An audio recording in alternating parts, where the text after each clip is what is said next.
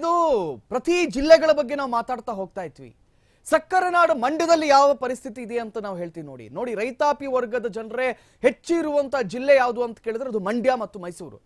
ಈ ಮಂಡ್ಯದಲ್ಲಿ ಇಂದಿರಾ ಗಾಂಧಿ ಅವರಿಗೆ ರೆಸ್ಪೆಕ್ಟ್ ಕೊಡೋರಿದ್ದಾರೆ ಅಥವಾ ಕಡಿಮೆ ಬೆಲೆಗೆ ಊಟ ಮಾಡೋರಿದ್ದಾರೆ. ಆದರೆ ಸಕ್ಕರೆ ನಾಡು ಮಂಡ್ಯದಲ್ಲಿ ಇಂದಿರಾ ಕ್ಯಾಂಟೀನ್ ಅವ್ಯವಸ್ಥೆ ಯಾವ ರೀತಿ ಇದೆ ಅಂತ ನಾವು ನಿಮ್ಮ ಎದುರು ತೋರಿಸ್ತೀವಿ.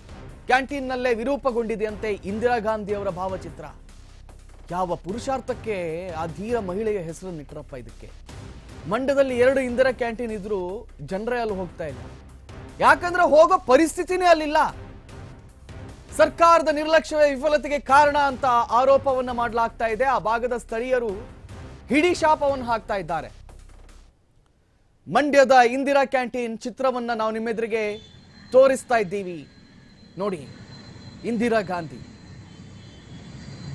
ಅವರ ಭಾವಚಿತ್ರ ಇದೆಯಲ್ಲ, ಆ ಭಾವಚಿತ್ರನ ವಿರೂಪ ಆಗಿಬಿಟ್ಟಿದೆ.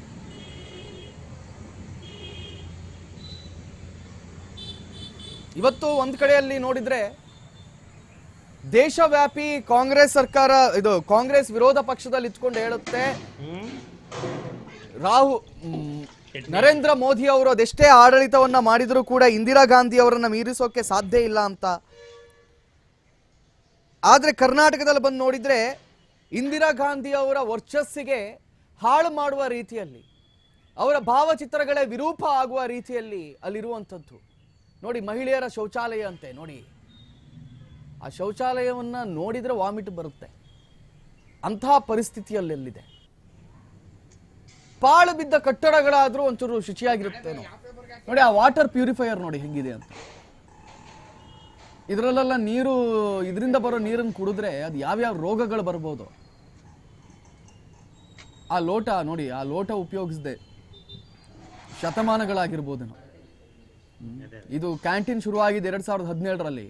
ಆದ್ರೆ ಆ ಕಟ್ಟಡಗಳನ್ನು ನೋಡಿದ್ರೆ ಎಲ್ಲೋ ಶತಮಾನಗಳಿಂದ ಯಾರು ಉಪಯೋಗಿಸದೇ ಇರುವಂಗೆ ಅದು ಕಾಣಿಸ್ತಾ ಇದೆ.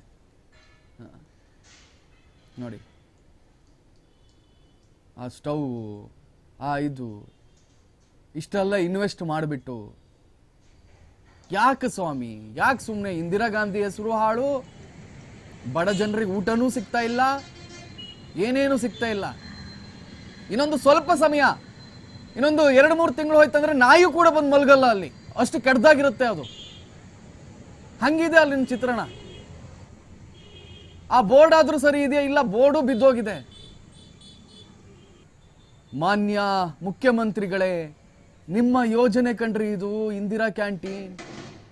ಏನ್ ಮಾಡ್ತಾ ಇದ್ದೀರಾ?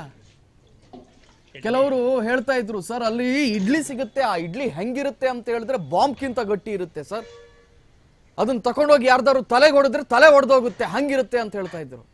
ಅಷ್ಟು ಕಳಪೆ ಗುಣಮಟ್ಟದ ಆಹಾರ ಕೊಡ್ತಾ ಇದ್ದೀರಾ ಸ್ವಾಮಿ ನೀವಲ್ಲಿ. ಇದು ಮಂಡ್ಯದ ಪರಿಸ್ಥಿತಿ.